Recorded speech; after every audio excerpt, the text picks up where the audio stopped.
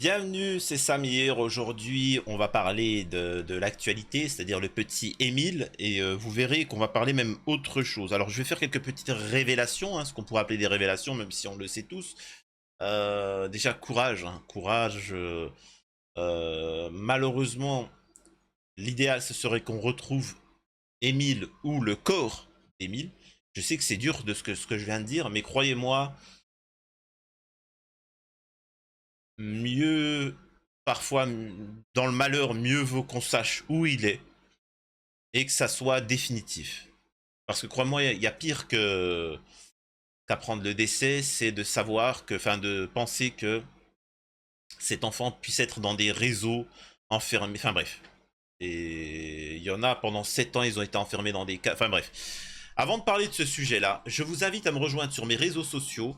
Je suis sur Twitch du lundi, le mercredi, le vendredi, avec un numéro auquel vous pouvez participer et raconter ce que vous avez envie de raconter. Une fois ceci dit, Patreon, c'est une plateforme libre où on peut faire des vidéos sans censure. Pour l'instant, je diffuse les mêmes vidéos sur YouTube que sur Patreon. N'hésitez pas à aller sur Patreon pour me soutenir. Et prochainement, il n'y aura plus de Patreon. Donc YouTube, ça va sauter. Je rappelle que des livres vont sortir prochainement à la rentrée scolaire. Donc voilà. Bon. Une fois ceci dit, je rappelle aussi que j'ai un live avec Youssef Indy le 14 juillet. Tout dépend quand est-ce que vous allez voir cette vidéo là, bien évidemment. Youssef Indy à 19 h le vendredi, ça va être un véritable feu d'artifice. Soyez présents. Ce sera sur Twitch. Donc, une fois ceci dit, commençons par parler un petit peu de l'affaire Émile et on va parler du cas de beaucoup d'enfants, dont l'histoire d'un petit Yanis qui a disparu juste à côté. Juste à côté du petit Émile. Donc, bref, je vais faire mon analyse après, mais d'abord on lit l'article. Hop. Disparition d'Émile. Soit le corps a été dissimulé après un accident, soit il a été enlevé. Derrière la maison de Pierre, le jardin est comme figé. Le petit tracteur jaune d'enfant a été rangé devant une cabane grimpant sur un épais tronc d'arbre. C'est ici que le petit Émile, 2 ans et demi, a disparu samedi aux alentours de 17 h 15. Malgré les intenses recherches qui ont été menées depuis, aucune trace du petit garçon à la bouille d'ange, aux cheveux blonds et aux yeux marrons n'a été retrouvée. Entre samedi et dimanche, plus de 800 personnes se sont rassemblées dans le village du Vernet, dans les Alpes de Haute-Provence, au nord-est de Digne-les-Bains, pour tenter de retrouver l'enfant qui aurait échappé à la vigilance de ses grands-parents en vain. Ce mardi matin, l'ambiance est autrement différente. Le village s'est vidé. La veille, le préfet a appelé les citoyens à ne plus se présenter pour participer à des recherches spontanées. L'heure est aux moyens spécialisés, a-t-il annoncé. Alors, ça signifie une chose, hein. Ça signifie qu'il n'est plus dans la nature. C'est-à-dire que soit il est décédé, il est dans la nature, ou soit il est chez quelqu'un. Voilà. Donc malheureusement, c'est pour ça qu'il n'appelle plus les gens à faire des battues, parce que ce n'est plus ce rôle-là. C'est-à-dire que même ils peuvent gâcher les preuves, les traces d'ADN à droite, à gauche, etc. Donc ils en sont à cette étape-là, il faut le savoir. Courage à la famille. Si bien évidemment, ils n'ont rien à voir avec ce truc-là, mais courage à la famille, sincèrement.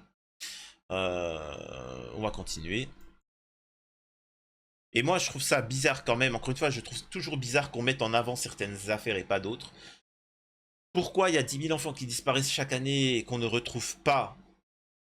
Et j'ai bien dit qu'on ne retrouve pas. Parfois, il y en a, ils ont du mal à comprendre. Je ne parle pas de l'affaire Lola. L'affaire Lola, c'est terrible, mais on l'a retrouvée.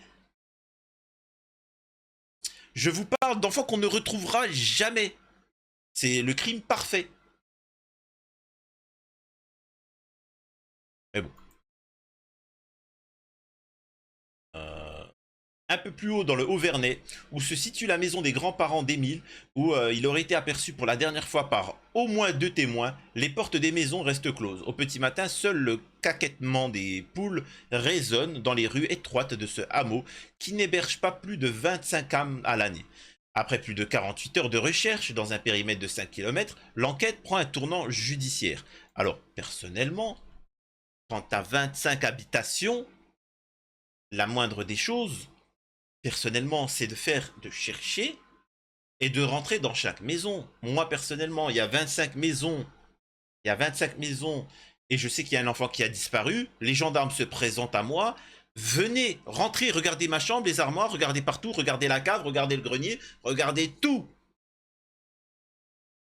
J'ai rien à me reprocher, mais au-delà de ça, c'est plus pour eux les faire chercher ailleurs. C'est-à-dire que, regardez, il n'y a rien. Allez, faire toutes les maisons. Commencez pas les gens qui commencent à faire les difficiles, tout ça. Non.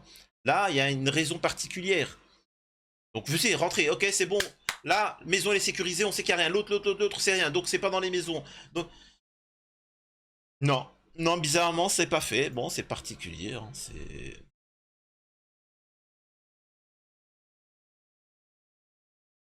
Changement de stratégie pour les forces de l'ordre. Donc ce mardi, ni sapeurs-pompiers ni chiens de l'équipe cynophile sur place, mais des dizaines de gendarmes, pelotons de gendarmerie, de haute montagne, gendarmes de la section de recherche de Marseille. Alors moi, j'en veux pas aux forces de l'ordre et à l'État, au système de galérer à trouver le petit Émile, parce que il faut savoir que nos soldats, nos gendarmes et nos policiers, en ce moment, c'est un peu difficile pour eux, tu vois. À l'époque, c'était des militaires, c'était des gens qui chassaient le criminel, qui chassaient le délinquant, tu vois. Avec son petit chapeau, il enquêtait. Maintenant, les gendarmes et les policiers, excusez-moi de dire ça, c'est des contractuels. Ils savent mettre que des amendes, et je fais exprès de taquiner, ils savent mettre que des amendes et s'occuper de est-ce que tu as ton masque ou pas ton masque. Tu vois. Ils ont été formés pour ça. Ah, t'as ton masque, t'as pas ton masque. Ok. Amende. La justice. Ouais, mais là, il y a kidnapping d'enfants. Ouais, qu'est-ce qu'on doit faire? Mais le kidnappeur, il a un masque ou pas? Bah, forcément, là, c'est autre chose. Moi, j'aimerais bien savoir à quoi on les paye. À quoi on les paye s'ils sont pas capables de retrouver un enfant. Par contre, nous mettre des amendes parce qu'on met un masque, là, ils sont prêts, là, ils sont opérationnels. Vous les avez tous vus, les gendarmes, comment ils sont, les gendarmes et les policiers. Là, tiens, ils sont comme ça, ils sont fiers. La justice. Ah ouais. Face à des délinquants, ça commence à faire pipi dans la culotte. Ah, c'est autre chose, hein. Mais bon. Je suis désolé, hein. Je soutiens l'ordre, mais le véritable ordre. Pas des opportunistes qui sont là juste pour se faire du pognon et qui attaquent le peuple. Mais bon, bref. Enfin bon.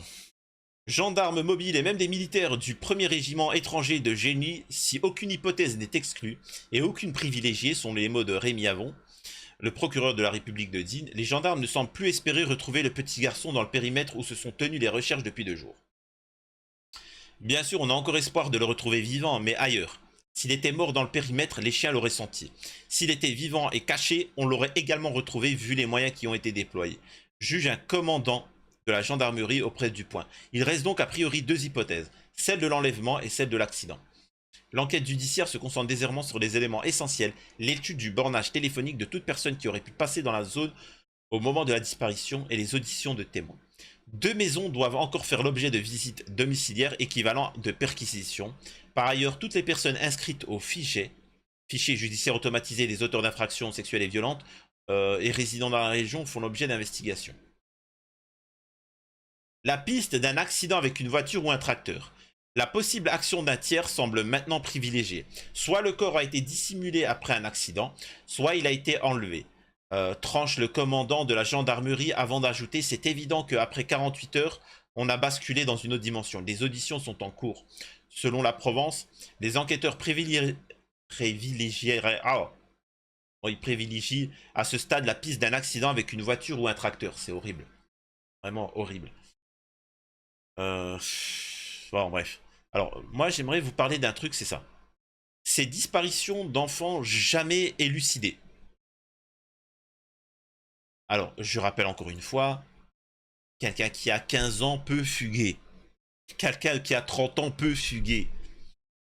Quelqu'un qui a 3 ans, c'est un peu compliqué. C'est un peu compliqué pour fuguer, pour trouver un appartement, pour vivre la vie de rêve. C'est un peu compliqué. Je sais que c'est un peu compliqué pour les pédos, mais nous, on a du mal à le concevoir. Je vous explique, hein. Bref. Euh, Attendez, hop, hop, hop, hop, hop. Marion, Estelle et les autres. Yanis. 2 mai 1989, le petit Yanis mort, c'est le nom de famille.